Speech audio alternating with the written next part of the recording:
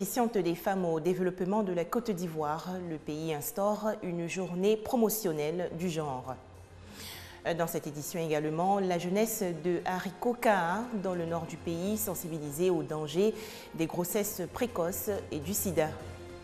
Enfin, Hajj 2015 endeuillé en Arabie Saoudite. Une bousculade a fait plus de 700 morts hier à Mina, près de la Mecque.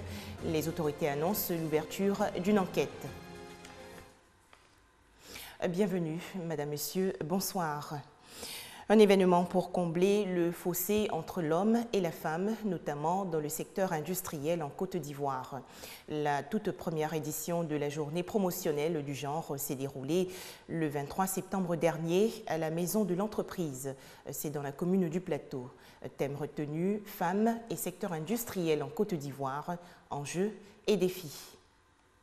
Elles sont de l'enseignement supérieur, de la marine, de la police, des entreprises privées, de la grande administration, des organismes internationaux et de bien d'autres secteurs. Ces femmes, répondant à l'appel du ministère de l'Emploi, des Affaires sociales et de la formation professionnelle, se sont retrouvées dans le cadre de la journée de promotion du genre JPG. Au menu de ce rassemblement, débattre des disparités, surtout dans le secteur industriel. Pour nous, c'est un peu un temps de bilan, c'est un break pour échanger et voir comment changer les paradigmes et comment amorcer la Côte d'Ivoire vers, comme on dit, 2020. La JPG vise à faire adopter l'approche du genre comme un outil de travail et encourager l'intégration des filles dans les filières industrielles. Pendant que les petits garçons sont en train d'étudier, les petites filles font la vaisselle. Pendant que les garçons vont à l'école, les petites filles vont accompagner leur mère au champ.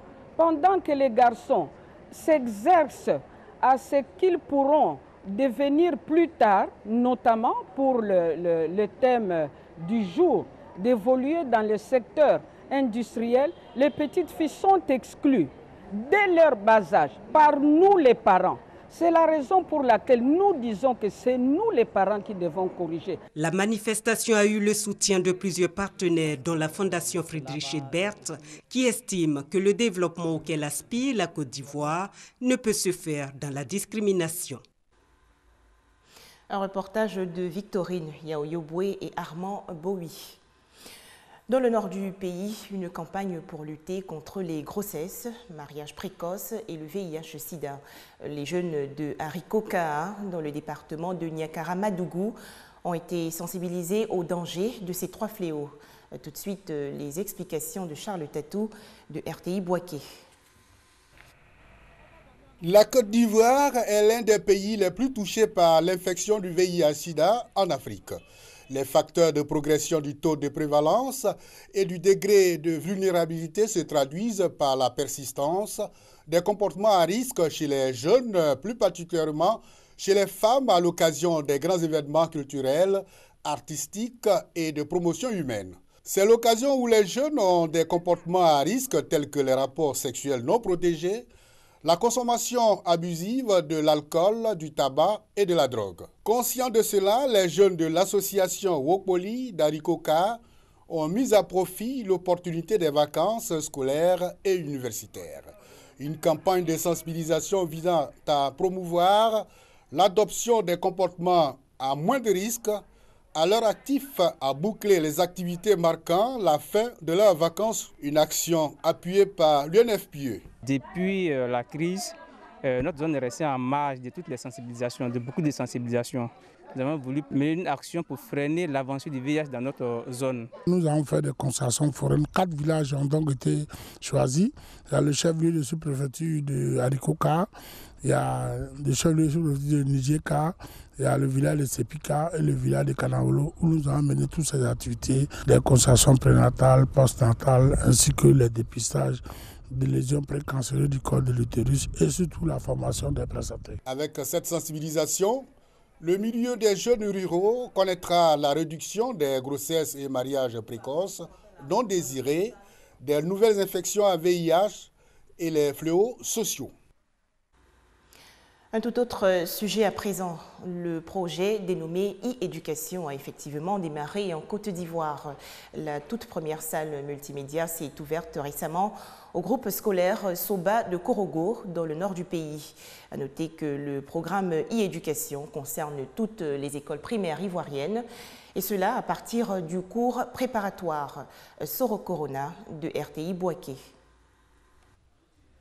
Une salle multimédia équipée de 30 ordinateurs avec connexion Internet. Nous sommes au groupe scolaire Soba de Korogo. À compter de cette rentrée scolaire 2015-2016, l'enseignement va intégrer les technologies de l'information et de la communication.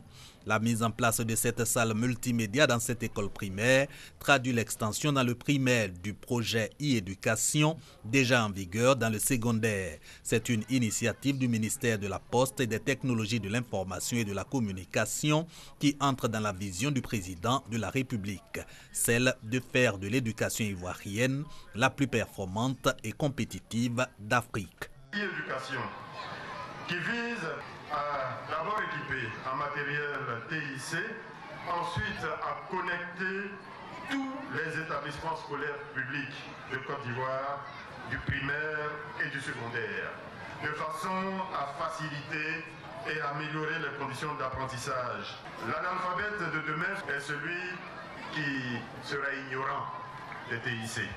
Et il est connu là aussi que dans quelques années seulement, dans 5 ans, plus de 3/4 des emplois dans le monde vont nécessiter un minimum de connaissances des TIC. Bruno Koné exhorte les acteurs du projet e-éducation à une utilisation efficiente des salles multimédia pour la formation des élites de demain. Le projet e-éducation, initié il y a 2 ans, concerne les ministères de l'Éducation nationale et de l'enseignement technique, de l'enseignement supérieur et de la recherche scientifique et celui de la formation professionnelle. Plus de 200 établissements islamiques ont intégré le système éducatif ivoirien. Ils ont été reconnus par l'État suite au projet d'évaluation lancé en 2011. Ces écoles expriment aujourd'hui leur reconnaissance au président de la République, Alassane Ouattara. C'était lors d'une conférence organisée dans la commune du Plateau.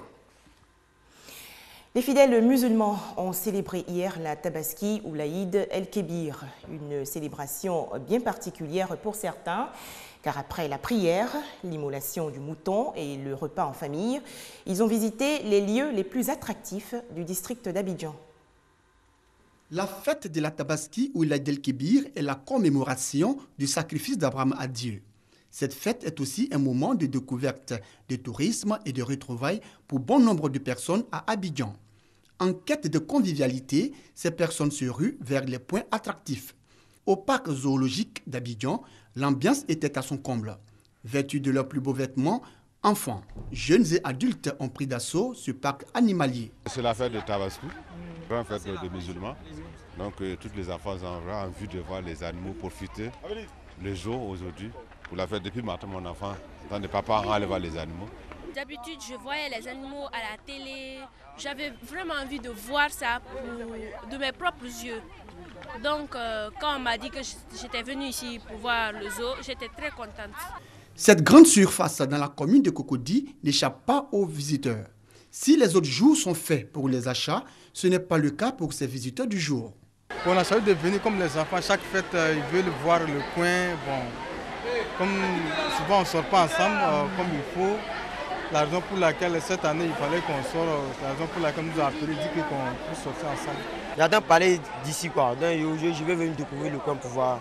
Fanta, accompagné de ses sœurs, découvre pour la première fois ces lieux. Une séance de photos donc pour immortaliser ce moment. C'est un bon coin.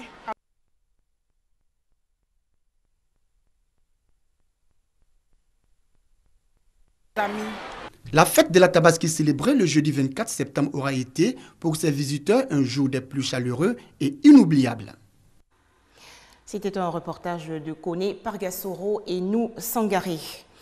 Plus de 700 morts et 800 blessés hier lors d'une bousculade pendant le Hajj à Mina, près de la Mecque.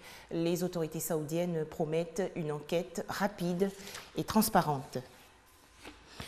Premier conseil des ministres post-coup d'État militaire aujourd'hui au Burkina Faso. Le gouvernement de transition rétabli après l'échec du coup de force s'est réuni à Ouagadougou, la capitale, au milieu d'importantes mesures de sécurité.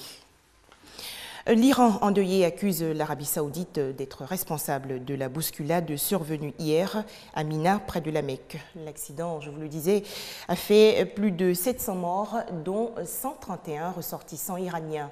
Téhéran a décrété un deuil national de 3 jours. Des arrestations en Malaisie. Les autorités ont interpellé 3 personnes, dont un Syrien et un Indonésien, soupçonnés de préparer un attentat contre des cibles malaisiennes et étrangères. Enfin, Los Angeles, aux États-Unis, candidate à l'organisation des Jeux olympiques de 2024. La ville californienne a officiellement déposé son dossier au Comité international olympique à Lausanne, en Suisse. Il s'agit de la 5e ville officiellement en lice. Seul stade à avoir accueilli 2 fois les Jeux olympiques, le Coliseum de Los Angeles est un monument du sport mondial. C'est ici notamment que Carl Lewis a gagné 4 médailles d'or lors des JO de 1984.